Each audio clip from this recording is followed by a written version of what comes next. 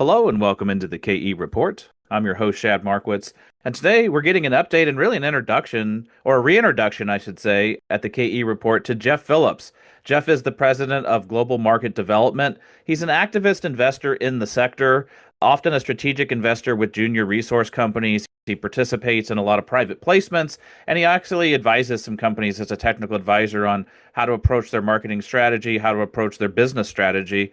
And Jeff, it's great to have you on the show. I know you've been on the KE report a long time ago with Big Al, but we've not had you on, even though you and I have talked many times over the years at conferences all over the place. And so I thought it'd be nice, just as an introduction for people not familiar with you, just how you approach investing in the resource space. Because one thing I've picked up in talking to you over the years is you're less animated by the flavor of the day commodity or a jurisdiction or an area play. You're much more focused on the people in the management team and the structure of the shares and the structure of the deal. So, from that vantage point, maybe share with us your decades of experience investing in the resource sector, how you approach looking at a deal that gets your interest.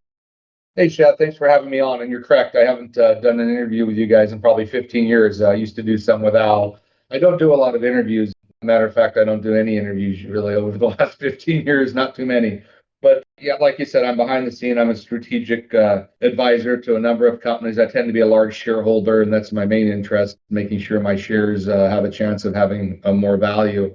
But lately, I've been doing a few more interviews, and you and I have talked a number of times, and I've watched a lot of your interviews. I find them very well done with your guests. And I think we're heading into an epic bull market in the natural resource sector. So, yeah, I've done a few more interviews lately, and you had asked me, so I decided to do one. How's that?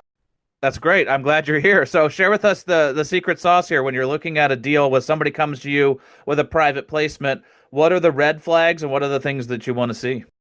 All right, let me give you a little. My background is I came into this business in the late 90s, pre-Breax, and I won't go through my whole history, but I've worked in all aspects of the capital markets and the junior resource sector. I pretty much am investing my own money. That's what global market development is. It's just me. But what I've learned over the years is that obviously it's people, and one of my big things is structure. So a lot of these companies, when I retired out of the business after selling a company that we had started for 480 million in 1999, it was a public company, and we sold it to another oil and gas company. I retired. When I came back into the business, I was stunned to learn that the hold period for private placements had gone from a year to 4 months. I couldn't figure out how you could get anything done if you had a bunch of people selling their stock in 4 months to collect warrants. So, really, when I say structure, a lot of people ask me, they say, well, you mean how many shares are outstanding? Not necessarily. You can have a lot of shares outstanding and still have a good structure. It does tend to be that, the less shares outstanding, it's usually a tighter structure. But what I'm talking about is, who owns those shares. So you often have management teams in the junior space tell you, oh, we own 30%, 40% of the company. But when you ask the key question, how many of those are fully reporting, meaning they report those to the exchange because they're insiders, that number greatly goes down because it's friends and family. They're counting all of these other things. What I want to see is a large insider reporting ownership, which means those people, whether they're funds that are reporting or it's management, there's a large block of the stock that's in this to get the boat from one shore to the other shore. They're not going to be jumping out halfway. So you really want to see a company that's got a lot of insider ownership. And then the other thing is, even if there aren't, who are the shareholders that have financed you? Because all of these financings, you're just renting money. And if you're going to rent money, the worst kind is the kind that disappears in 4 months. You really want to have people that are longer term investors that, are higher net worth individuals. You want to have people even more so than that that can actually do something for your company if you are reaching your milestones. So that means they have an audience, someone like yourself, someone, like the newsletter writers. You want to have people that can say, hey, these guys are developing their asset. They've gone from discovery to PEA to pre-feasibility study, and they help you tell your story. That's the best money you can have. So when I talk about structure, it's all of those things. It's about having insider ownership, not 3%, 4% of the company, but large insider ownership. Does that make sense? Oh, absolutely. And I think it's a good point you made that it doesn't necessarily mean it has to be a super tight, low count of shares, although that's often involved, but it's really more that the shares are in strong hands and that these are not warrant flippers that are out in 4 months. Are there any other red flags that you look at when you say, hey, it looks interesting, but this is a deal breaker for me? I'm really structured, Shad. If I can get the structure right, and again, the main red flag, even if the structure is right, I have to really like the management team. I'm essentially, I look at it as being a partner with these guys for 2 or 3 years. So I have to get along with them. I have to, And again, you need to have, most of my companies, and I can give you some of my past companies that I'm still a large shareholder in. And I tend to finance companies anywhere from the $2 million to the $20 million market cap range. And my goal is to help those companies advance. And obviously, they have to advance in the field, but advance their assets to a point where someone much bigger than me, institutionally, the strategic mining company, comes in at a valuation of 100 million to $300 million. So what I'm looking to is advance the companies I invest in so that they get to that spot, and then they're on they continue to move on in a different swimming pool than I swim in. So yeah, the main thing is people and structure, and obviously I need to have my geologists and people like the asset, but a good structure and good people can take a mediocre asset and turn it into a sale, where the wrong people and the wrong structure can take the best asset in the world and completely screw it up. So Yeah, that's so true. Well, before we get into some of the current picks that you have, let's maybe revisit some of the success stories you have from the past, just so people listening in get a flavor of some of the deals, like where you got in and where it was taken out. Any names you want to mention that were prior wins for you? yeah, and I'm still a shareholder, and I still believe in those companies. They've just moved to a different market cap level than is my specialty. So, and I won't go back. I mean, again, I've been in this business since the mid '90s. We could talk, just so you know, Shad, here on my wall, I have the original corporate profile for Silver Standard Resources. They didn't even have a corporate profile when I designed it. It's framed on the wall. That was Bob Quartermain's company. I think the market cap was about $30 million at the time. So I could go all the way back to my original clients, but let's just focus on the last 5 or 6 years, which hasn't been a great market in the resource sector, but it's been a great market for me because I've been lucky to pick companies with great structures and great people. So some of those companies, a few of them would be something like Patriot Battery Metals. Is a lithium play that made a tremendous. It's a tier one discovery they've made, and from scratch. And I financed the company at 16 cents. It was probably a $15 million market cap at the time. They made the discovery. I financed it again at 40 cents, and a group of other people that are friends of mine came in as sidecars into those financings. And I think the stock hit a high of $16 at one point during the lithium boom. And again, that is a tier one asset. Volkswagen now has a large stake in that, and it will be developed. Lithium's had a tough run, the price, but again, that was a great win. Another company that I helped finance pre-IPO was a company called Bravo Mining. It's a PGM discovery tier one asset down in Brazil. More importantly, Luis, the chairman of the board, owns 50% of the outstanding shares, fully reporting, not hidden in other places. He fully reports 50% of the shares. BlackRock is not fully reporting, but they own 9.9%. BlackRock is not in this deal to flip it like a bunch of people from Canada for a warrant. They're in it to build a tier one asset and sell it. So Bravo is a good example. When I financed it, it was a $50 million market cap, and they're about a $350 million market cap now. Both those companies are tier one assets, and both those companies will continue to do well, but they've passed me. I also financed Regulus Resources and Aldebaran, two of John Black's companies. John's a serial successful entrepreneur in the mining space. He sold his last company to First Quantum. I can't remember the dollar figure, but it was like 400 and something million.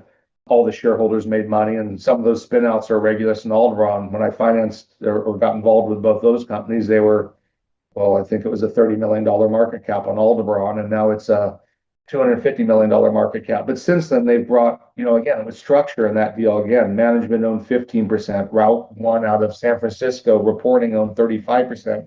They had a major mining company that owned 20%. So 70% of the shares were fully reporting when I financed that company at 30 cents. All those companies are great companies, and for the right people, they're still developing. I expect those will grow, have the ability to grow into billion-dollar assets. Aldebaran's brought in, people like Rio Tinto for 200 million potential funding for 20% of the asset. And that's a company that's got a $250 million market cap. So they've got South 32 as a partner. Bravo Mining, again, is another company to watch. But these are companies that have grown up from where I tend to finance companies up to $30 million in market cap. So those are some past examples in the near term. Does that help? Yeah, those are great. And we've had John on the show before to talk about both Regulus and Aldebaran. And so those are big wins in the copper space and had have brought in strategic partners. I think anybody that was following lithium over the last few years will recognize the name Patriot Battery Metals. And you guys were in really early and wrote it up. So that was a big success story. As you say, the lithium space under a little bit of pressure the last couple of years, but still that was a big win and it's still a great asset. And again, has a strategic partner. And then you mentioned Bravo. We've had them brought up on the show a number of times by a number of guests, and a big big story to follow in Brazil that's still developing. And like you say, these companies all still have legs, but you got into them to incubate them when they were a lot smaller companies and just getting started. I'm going to ask you one question that you may not be expecting, and that is, I know we were plugging you as an expert in the rare earth space back in the day. That prior cycle from 2010 to 2012, you were also influential in seeding a lot of the rare earth companies. What do you think of the current rare earth boom? It seems like the last year or two it's been picking up pace as there's been the Chinese export bans. Are you seeing it being similar to that period, or do you think this one has more staying power? Well, I don't think the narrative's changed. When I got involved with the rare earth, I was one of the first people that recognized those.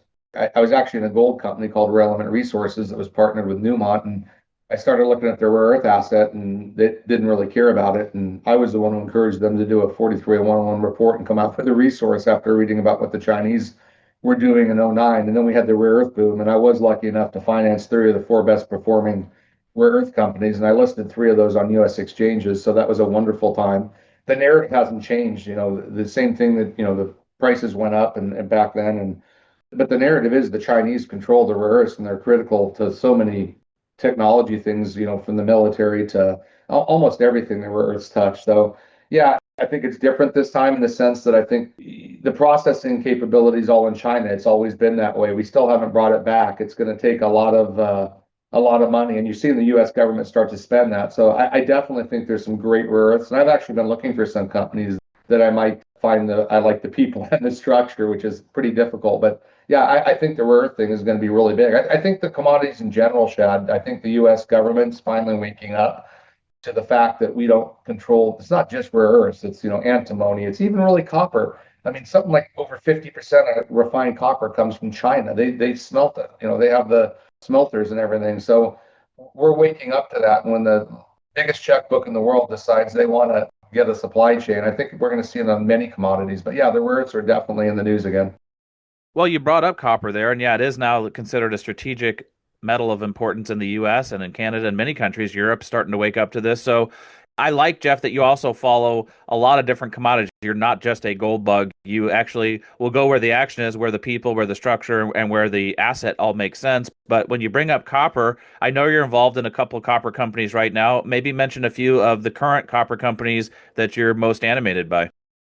Well, yeah, again, I'm involved with copper. I've got a uranium company. I've got a number of copper companies. I obviously like gold and silver with the debasement of the dollar that's been going on for the last 40 years. I'm a big believer in that. But yeah, on the copper front, we talked about a couple, obviously Aldebaran and Regulus for bigger market cap companies, but definitely worth a look. And depending, again, I'm not giving financial advice. Everybody's different, and depending on what your goals are. But I think I did a copper interview the other day, and I'm a little company called Greenlight Metals, which took a long time to go public. It finally went public. Shareholders retired, so it went public at 30 cents and immediately dropped. I'm a large shareholder in that company. They're focused in Wisconsin. Wisconsin's an interesting state. For 20 years, they had a moratorium on mining. Before that, Rio Tinto operated a number of VMS deposits into mines there. And Greenlight, along with you and Downey, saw the opportunity when Wisconsin switched their mining law about 5 years ago and became more mining friendly. They saw the opportunity to pick up a bunch of those Rio Tinto properties on the belt. They realized they were competing with each other, so they combined the company into Greenlight. And they're currently drilling the Bend project in Wisconsin. I expect drill results probably early September. These aren't greenfields. These are things that have been somewhat drilled before.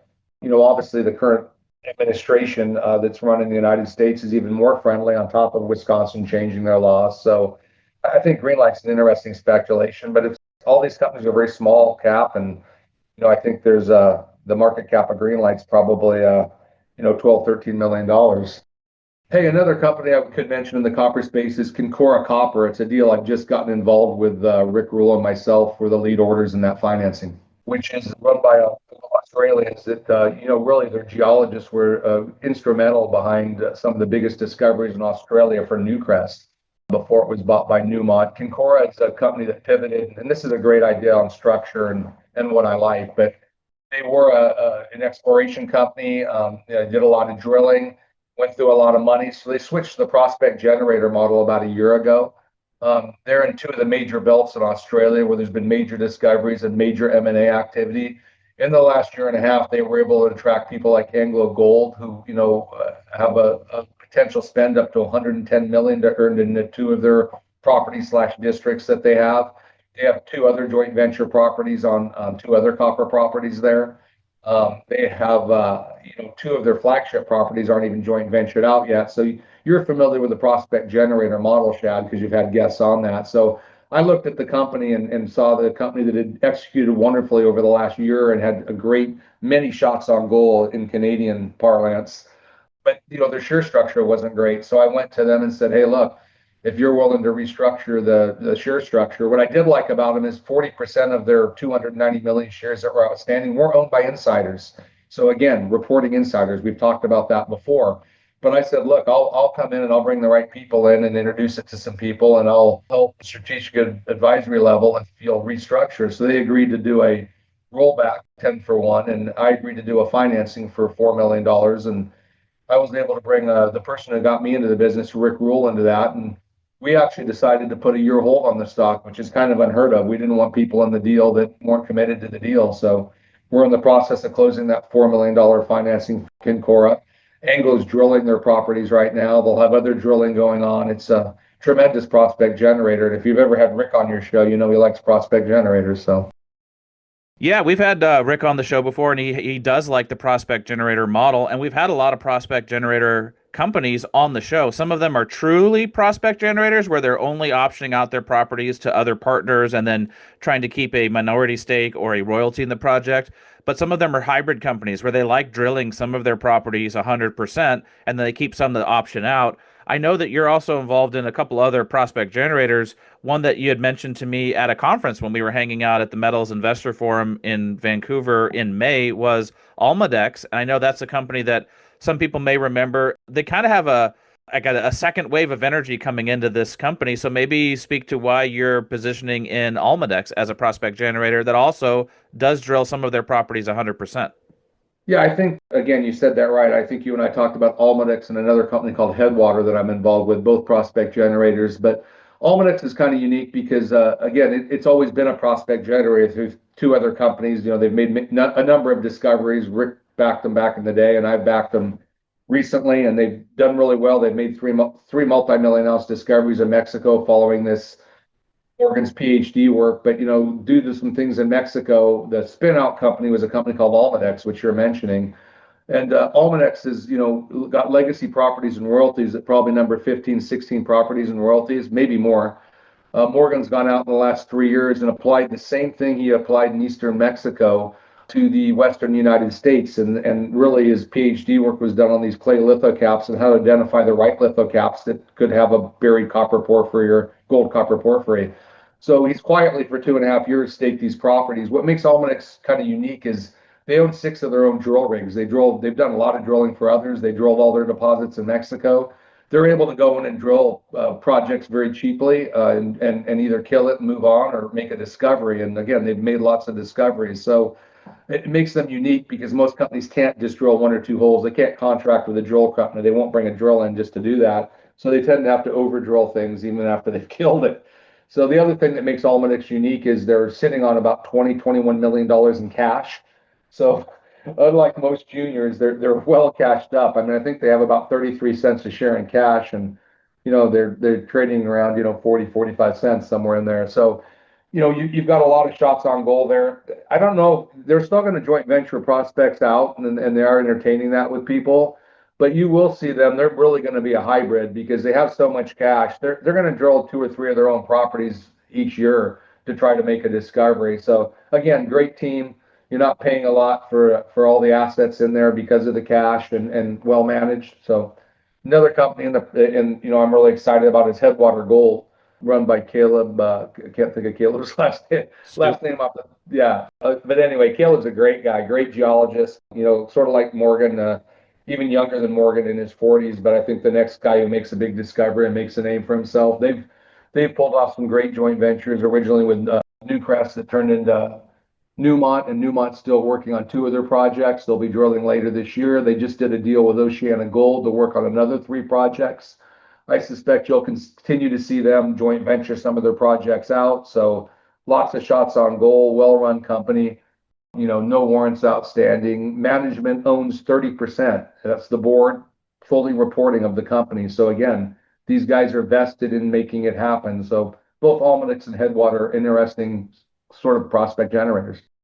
Yeah, both good companies for people to do some due diligence on. We actually just had Caleb Stroop on the show just last week talking about that deal with Oceana, and obviously some of the partner projects they're partnered with Newmont to work on in Nevada. So all those based in Nevada for Headwater, and we'll be watching some of the drilling then coming out of Almadex to see how some of those 100% owned projects go, and if they end up eventually optioning some of those out. You can tell that they've maybe hit some pay dirt, and then you've got a larger company interested. Jeff, I think the only metal that we really haven't dug into in this one is silver. Any silver companies that have your attention right now? Yeah, I have a little silver company I financed. Again, the drill results will let me know how I've done. But a company called Kingsman, I think you had them on your show recently. Yeah, just had Um, Scott on. Yep. yeah, so they're it's an interesting brownfield. They've got two projects now down in Mexico and in a good area of Mexico. Their flagship, well, I like both projects. They call one a flagship, but I think they're both flagships. One's newer to the company, but the one they're drilling now, they probably had six, seven holes into this. It's a past producing mine there in the 40s and 50s. The theory is that the silver went under the water table and they could never mine under that. And there's silver above the water table too, but the theory is that you might have a much bigger deposit under the old mines there. And so they've done some drilling. I'm excited to see those results. I really like that project, but again, that's a company I financed at 15 cents. It's still a small market cap. It's a dollar stock, but it's only got 25 million shares out. So it's a $25 million market cap with two big brownfields projects in Mexico. So, but again, just so you're aware, and I participated in every one of their financings at 15 cents, at 25 cents, and at 72 cents. And if they do another financing in the future, I hope I'm participating at $2 a share because they hit huge numbers in the draw results. But we'll have to wait. We probably won't see those till late August, early September. Yeah, we're going to have Scott back on when those assays come out, and whatever they are, we're going to bring them on to unpack them. But fingers crossed, it's at a higher level when you finance it next time, Jeff, just because it means they're hitting pay dirt. So That's right. a lot of good companies you just went through there in different sectors. Just as we wrap up, any final thoughts that you'd leave investors with that are maybe new to the sector, or maybe they're seasoned investors that have gotten beat down for years, and it seems like we're on the cusp of a better commodity cycle. Any advice you would give investors just to have the staying power to they've gone through the pain, as Rick says, now stay around for the gain? Yeah, I guess my advice would be that, again, and it's not tailored to any specific individual, but in general, first off, I've already talked about structure and people, and if you're just an investor, this is a high risk space, man. You need to have someone that's knowledgeable, a broker, a newsletter writer, someone that's helping guide you. There's some great guys out there. I know you've had Nick Hodge on your show before. Nick Hodge is one of the best in the business. If I knew nothing about mining and just subscribed to his private placement letter that he runs, I do pretty well. He's really good at what he does. But, again, I do know something about mining, so I do a lot of my own stuff. But, structure and people. And the other thing is that, again, these bull markets happen about every 10 years. If you can still make money in between that, but it's kind of like a lazy river. You're floating around and it's not as exciting. But, again, I did Patriot and Bravo and these companies we talked about in what I call the lazy river period of a resource market. But when you get a bull market, unfortunately or fortunately, all the turkeys fly. So I think we're heading into that. But again, you really want to own the quality companies because if you get your timing wrong, you want to make sure those companies aren't diluting you and rolling back. And, so it's really about quality companies and structure and the people. So, again, that's, I guess I'd say that. And the last thing I see, a lot of individual investors and professional investors, and I have to stop myself sometimes. The critical thing is really owning, 8 to 12 stocks in the sector. If you own less than that, or maybe six, you really don't know who's gonna, I mean, like, we talked about Kingsman, you could call me up in 2 months and say, why didn't you tell me it was going to $3, Jeff? Or you could call me up in 2 months and say, Jeff, why didn't you tell me it was going dropping in half to 60 cents? At the end of the day, it comes down to you got to go, even if you have structure and people, you got to go out and there's some luck involved, right? So you need to have a fair number of stocks. If you just have a couple, you may miss. And if you have more than 12 or 13 stocks in a portfolio in your risk portfolio in the resource space, when someone hits it big, you have too many stocks, you get diluted. So you want to keep that number where you've got a good chance to have that 1,000%, 5,000% winner that makes a real difference. Some great advice there. And yeah, you want to have enough diversity that you got a few kicks at the can from different companies. And then you also don't want to have so many that if you do win big, that it's only a tiny position. I like the idea Yep. and the analogy that we're leaving the lazy river and maybe we're getting on the wild water slide part of this commodity cycle, Jeff. Well, So I think we are, but again, I caution everybody when that happens is not known, and we still can have an overall financial market. We're definitely going to have a big bull market, but there may be a hiccup before we get there. So be in good companies and get ready for a great ride. sounds great. Well, hey, I appreciate you coming on the KE report and sharing some of those companies, sharing your approach to investing. And it's just nice to have you on the show just after all the conversations we've had over the years, Jeff. So, is there anything you'd like to say as far as how people can follow you, or do you just want to Yeah, leave it at? I don't have people really follow me. That's why I really don't do interviews. I don't have a business. I invest my own money, and so anyway, it's not really follow me. But I'd love to come back on your show sometime. I hope some of this was halfway informative for your listeners. Yeah, it was fantastic. And maybe if people see you at a show, they can come up and say hi and shake your hand. But Jeff, great to have you on the show. Looking forward, as always, to our next conversation. Thanks, Chad. I appreciate it.